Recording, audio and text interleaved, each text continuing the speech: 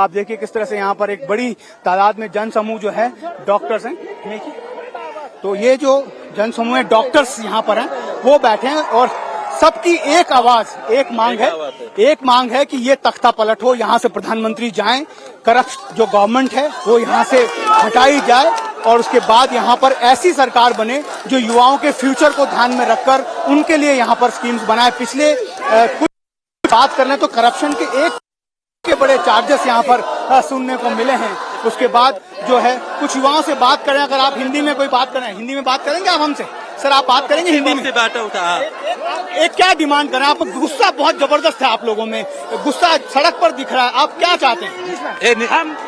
We want the prime minister of Nepal KP Sharma Oli, Nepal के सबसे corrupt प्रधानमंत्री, इतिहास के सबसे खत्म प्रधानमंत्री, जिसने कल हमारे जेनजी पुस्ता को 19 से ज्यादा 20 से ज्यादा लड़का मर गए, 2 लड़का हमारे पास में इधर ही मर गए।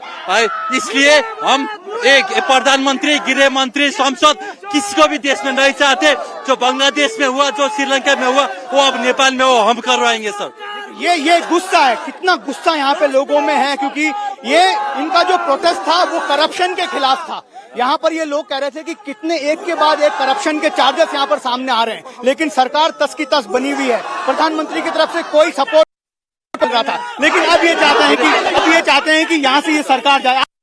भ्रष्ट सरकार देश से निकाला होना चाहिए, जो भ्रष्ट सरकार है अब इसका देश से निकाला होना चाहिए। जो जेएनजी ने आंदोलन किया है अब सरकार से छोड़ने से ये नहीं होगा, इसी का हम सजाए देना चाहता हूँ। ये सरकार तो अभी छोड़ने का तैयारी कर रहा है, लेकिन इसका हमें सरकार छोड़ने से नहीं छोड़ रहा है। इस तरह से कार्रवाई होना चाहिए। जो बच्चा है ना कल मरा हुआ है, 19 लोग का ये हत्या किया है, किसी जुर्म में इसको जेल में कोसना चाहिए। केपी शर्मा ओली एक भ्रष्ट नेता है नेपाल का, इसलिए इस तरह से एक के बाद एक मंत्री इस्तीफा दे रहे हैं, रेजिग्नेशन दे रहे हैं, तो आपको लगता है कि आपका जो मूवमेंट है वो थोड़ा सा पॉजिटिव नहीं रुकने वाला है? मंत्री जी का राजीनामा से ये मूवमेंट नहीं रुकने वाला है, देश में बदलाव होने वाला है। जब जेवान जी ने नेतृत्व करने वाला है, जब जेवान जी ने चुनावी सरकार बनाएगा, बस इसके बाद में ये आंदोलन रुकेगा, नहीं रुकेगा। कितनी बड़ी और अहम बात करें कि जो जेनजी प्रोटेस्टर हैं वो जब चुनाव यहाँ पर कराएंगे, वो एक अपनी सरकार यहाँ पर बनाएंगे, तब तक ये प्रोटेस्ट जो है इसी तरह जारी रहेगा। आप देखिए किस तरह से एक बड़ा जन सैलाब जो है इस प्रोटेस्टर में जुड़ा हुआ है, लोगों के हाथों में पोस्टर्स हैं। आप लगातार आप जो प्रोटेस्ट कर रहे हैं उसके बाद एक मंत्री जो है वो इस्तीफा दे रहे हैं। अभी तक 4 मंत्री इस्तीफा दे चुके हैं, 2 सांसद इस्तीफा दे चुके हैं। आपको लग रहा है कि आप सही दिशा में जा रहे हैं, दबाव बना पा रहे हैं? बहुत दबाव होने वाला है, बहुत क्षमता है हम लोग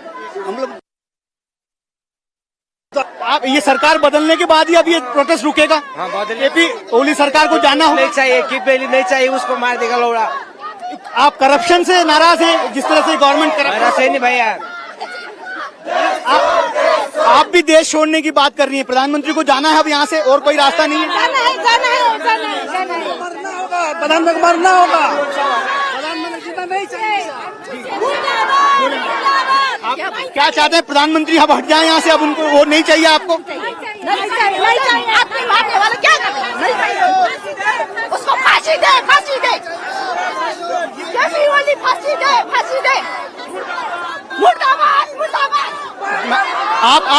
आप डॉक्टर पढ़ रही हैं, आप MBBS पढ़ रही हैं, नर्सिंग पढ़ रही हैं, आप कैसे जोड़ती हैं अपने आप को इस प्रोटेस्ट से? आपको क्या लगता है कि जो करप्शन है वो आपके लिए बहुत यहाँ पर हानिकारक है?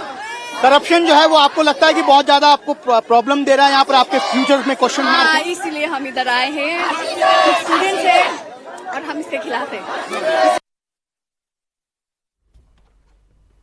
प्रधानमंत्री को जाना ही होगा, कुर्सी छोड़नी होगी। भ्रष्टाचारी नेता नेपाल में रहेगा तब तक ये नहीं रुकेगा। एक फ्रेश इलेक्शन यहाँ पर हो आप चाहते हैं? हम चाहते हैं फ्रेश इलेक्शन से भी ज्यादा एक फ्रेश नेता है जो देश के लिए सोचे, ना कि अपने लिए, खुद के लिए ना सोचे। एक अच्छा नेता है जो सारे देश के लिए सुने, सारे देश की बात बुझे, इस तरह से पॉलिटिक्स और इस तरह से रूल्स डिजाइन करे जाकि उसके बेनिफिट सिटीजन का हो, ना कि नेता और नेता के बच्चे लोगों को हो। ये चाहिए हमें। करप्शन की आप लगातार बात करते हैं, उससे आप कैसे इम्पैक्ट हुए, कैसे आपकी लाइफ को करप्शन ने इम्पैक्ट?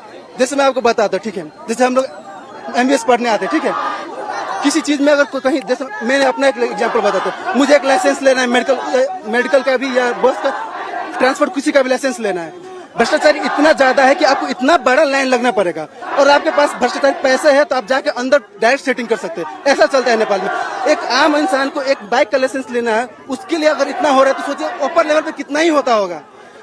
एक सवाल ये भी उठता है भाई कि क्या एक प्रोटेस्ट जो है एक इलेक्टेड गवर्नमेंट को बदल सकता है, लेकिन हमने ये देखा है होते हुए बांग्लादेश में और श्रीलंका में, तो क्या आप चाहते हैं कि वही यहाँ पर भी रिपीट होगा? Bangladesh, Sri Lanka, Indonesia, Turkey, India सारी जगह हो चुका है, नेपाल में क्यों नहीं? पहले भी बहुत सारे एग्जांपल है नेपाल में कि प्रोटेस्ट होकर बहुत कुछ चेंज हो चुका है, अभी भी होगा।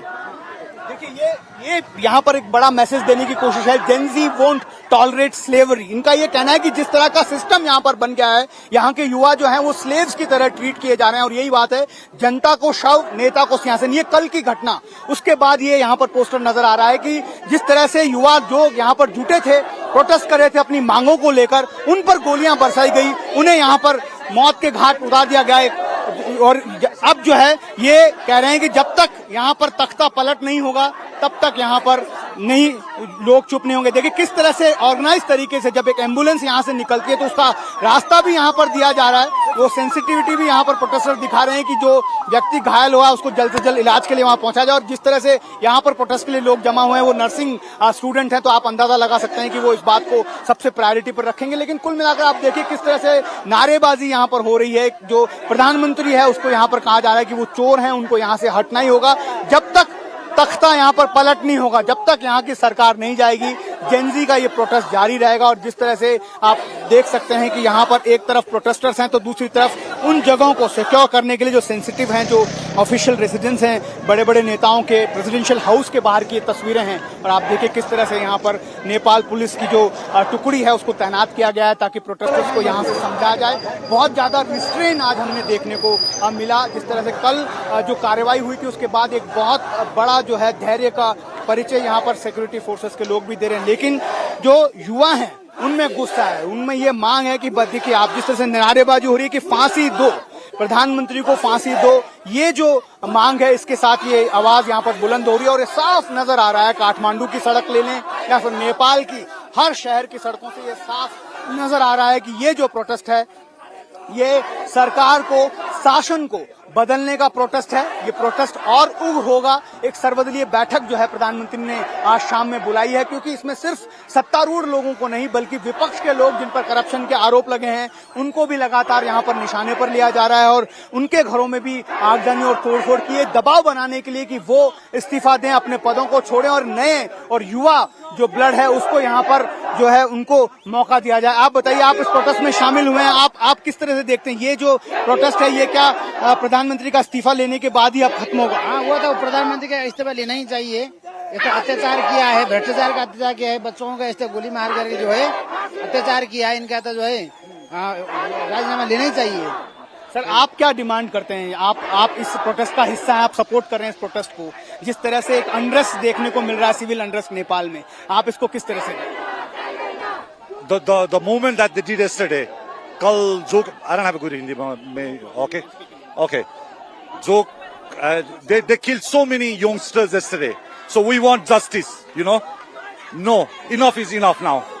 We are not going to quiet anymore. Okay, this voice, all the doctors, every single Nepalese want justice, and our existing Prime Minister, Mr. KP Sharma Oli, please, from here I will say, KPG, please resign and मार्ग प्रशस्त गरिदिनुस्, हैन?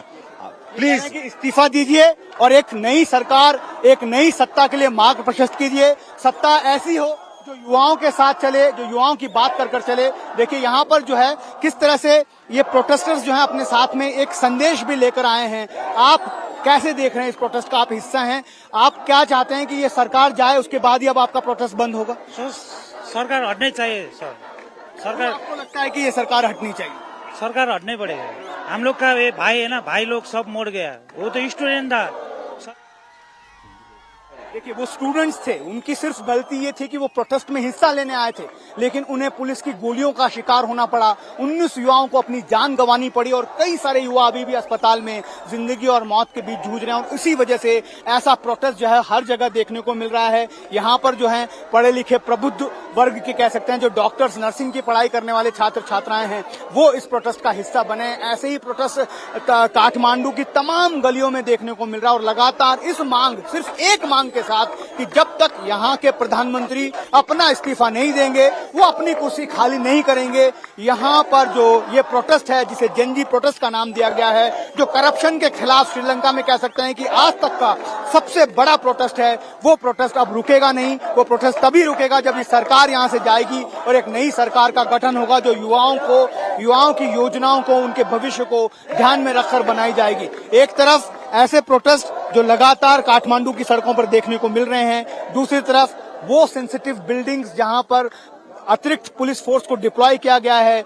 जगह जगह पर हमने देखा कि जो army है नेपाल की, उनके भी सशस्त्र लोगों को यहाँ पर डिप्लॉयमेंट किया गया है, ताकि जो रेस्ट्रेन है उसको कायम रखते हुए जो प्रोटेस्टर्स हैं उनको अंदर वहां पर जाने नहीं दिया जाए। हालांकि ऐसी घटनाएं सुबह से देखने को मिल रही है, क्योंकि जिस तरह का कल जो एपिसोड हुआ था उसके बाद लगातार यहाँ पर एक बड़ी नाराजगी, बड़ा गुस्सा जो है वो लोगों में देखने को मिल रहा है। यही वजह है कि आप देखिए किस तरह से पूरे काठमांडू में कर्फ्यू लगाया गया है, उसके बाद भी हर जगह पर जो युवा हैं वो उस कर्फ्यू को तोड़ते हुए यहाँ पर पहुंच रहे हैं और एक ही मांग के साथ कि जो प्रधानमंत्री हैं वो इस प्रधानमंत्री पद पर अब बन रहने के लायक नहीं है। और यही वजह है कि लगातार उन पर भी दबाव पड़ रहा है। जैसा हम लगातार रिपोर्ट कर रहे हैं, कैबिनेट के 4 मंत्री जो है वो इस्तीफा दे चुके हैं, 2 सांसद इस्तीफा दे चुके हैं। जो सहयोगी दल है कांग्रेस पार्टी नेपाल की, वो इस बात पर विचार कर रही है कि क्या उसे सत्तारूढ़ पार्टी से समर्थन अपना वापस ले लेना चाहिए। जगह जगह से एम्बुलेंसेस की आवाज जब आती है तो आप ये समझ जाइए